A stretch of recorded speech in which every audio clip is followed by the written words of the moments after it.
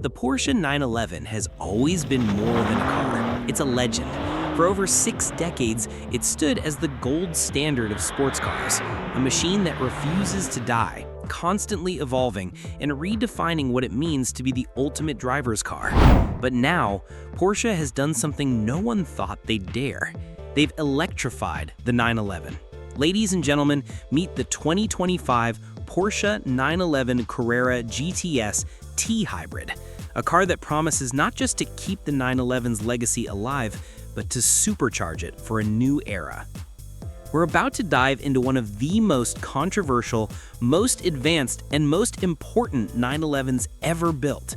And if you love Porsche deep dives and high-octane breakdowns, hit that subscribe button right now. You don't want to miss what's coming next.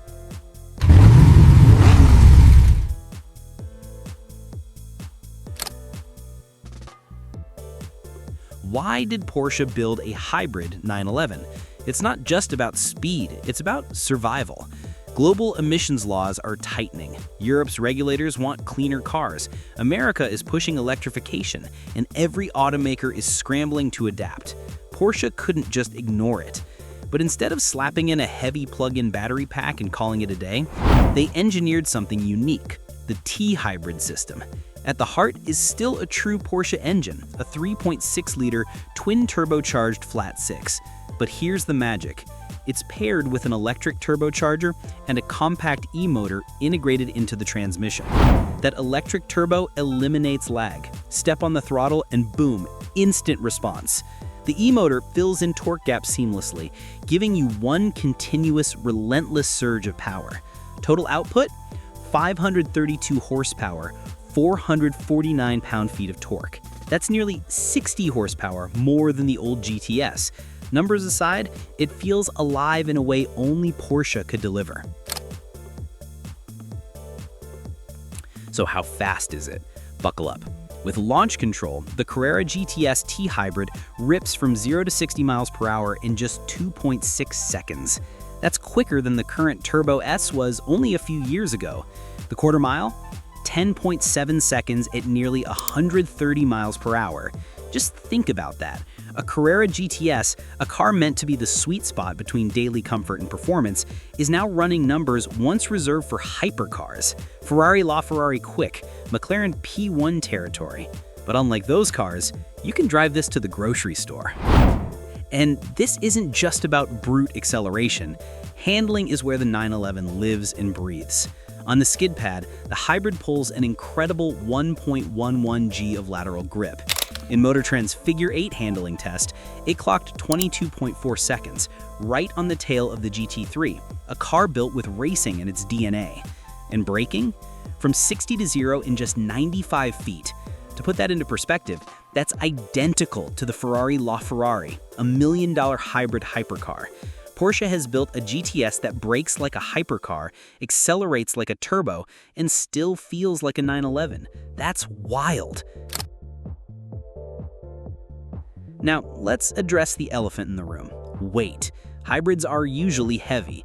Batteries, motors, wiring, it all adds up. But Porsche's engineers are absolute wizards.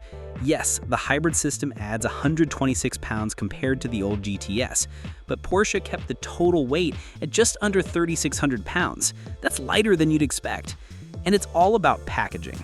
The 1.9 kilowatt-hour battery weighs only 60 pounds and sits low in the chassis. The e-motor is compact, tucked into the transmission. The result? The car feels balanced, nimble, and pure, like a 911 should. And here's the thing. You don't notice the hybrid system at work. No jerky transitions, no awkward pauses. Instead, you get a sharper, more immediate throttle response. Step on the gas, and there's a subtle electric whine as the turbo spools instantly. Lift off, and you hear a cheeky blow-off sound, a futuristic psh that's strangely addictive. It's not fake. It's Porsche engineering giving you a soundtrack of the future. Porsche knows better than to mess too much with a classic silhouette. The GTS T-Hybrid still looks unmistakably like a 911, but look closer and you'll see the updates. The front bumper is sharper, with larger air intakes to feed that hybrid cooling system. The rear diffuser has been redesigned, and subtle hybrid badging hints at the tech underneath.